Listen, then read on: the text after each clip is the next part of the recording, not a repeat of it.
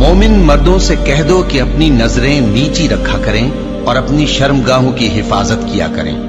یہ ان کے لیے بڑی پاکیزگی کی بات ہے، اور جو کام یہ کرتے ہیں اللہ ان سے خبردار ہے۔ اور مومن عورتوں سے کہہ دو کہ وہ بھی اپنی نگاہیں نیچی رکھا کریں اور اپنی شرمگاہوں کی حفاظت کیا کریں،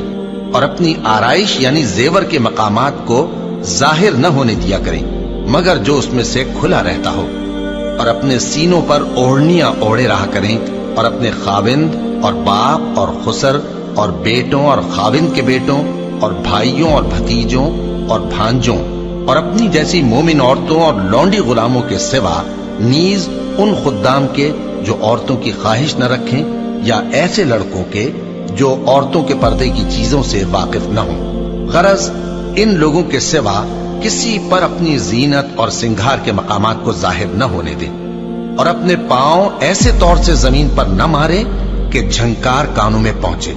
اور ان کا پوشیدہ زیور معلوم ہو جائے۔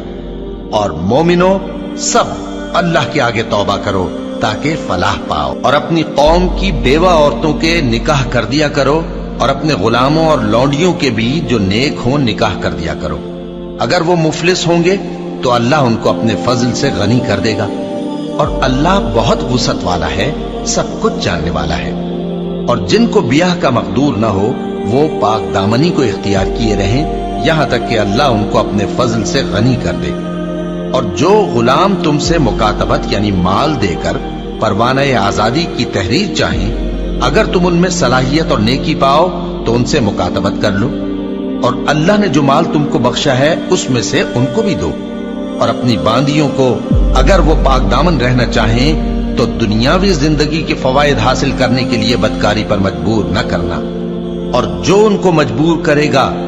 تو ان بیچاریوں کے مجبور کیے جانے کے بعد اللہ بخشنے والا ہے، مہربان ہے۔ اور ہم نے تمہاری طرف روشن آیتیں نازل کی ہیں، اور جو لوگ تم سے پہلے گزر چکے ہیں ان کی خبریں اور پرہیزگاروں کے لیے نصیحت